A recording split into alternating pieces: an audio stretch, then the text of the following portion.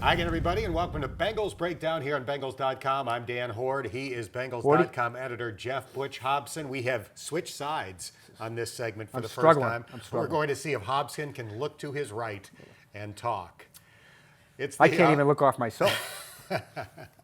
It's the first home game for Zach Taylor this week as the Bengals host the San Francisco 49ers. They did not win last week in Seattle, obviously, but they did everything but win. They dominated statistically. Unfortunately, wound up losing the game by a point. Doesn't it always seem to come back to the 49ers? They always seem to play such a significant part in Bengals history.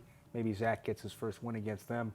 Yeah, I mean, they did it, like you said, Hoardy, they did everything but win. They, if they could finish it off in the red zone. I mean, I think, speaking of San Francisco, I think it was the best opening day performance, yardage-wise, for in an opener since Sam Weish was a rookie, since he made his debut as a coach. So that was pretty impressive. And the defense might have been just as impressive, maybe even more, just because of the history of the last couple of years.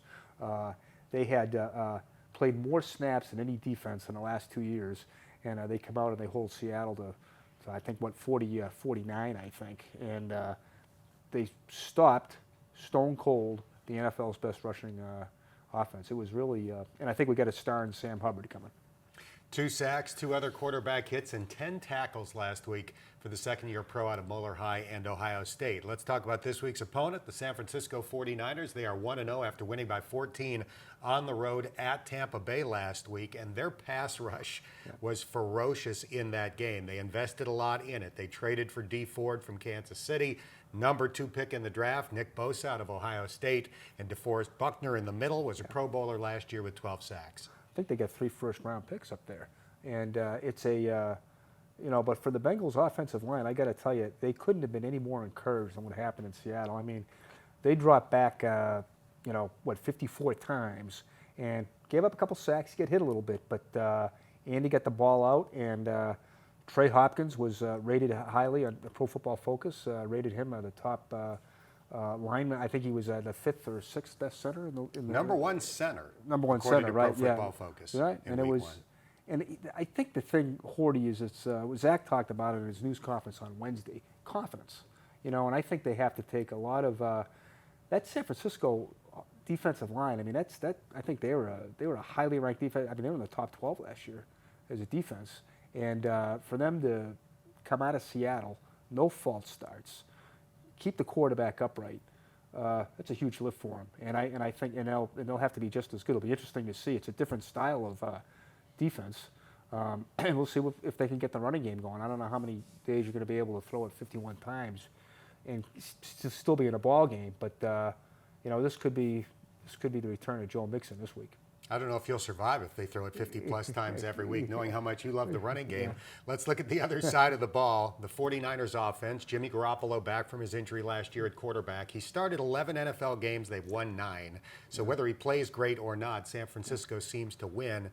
They've got a tight end, George Kittle. A year ago at this time, none of us had ever heard of the guy. Right. Set the NFL record last year for receiving yards by a player at that position. Yeah, I asked Zach the other day if he was is he a product of the system, because nobody ever really heard of him, and he said no. He said he might be the best tight end in the league. Which, how you go from being a no-name 5th rounder to the best tight end in the league?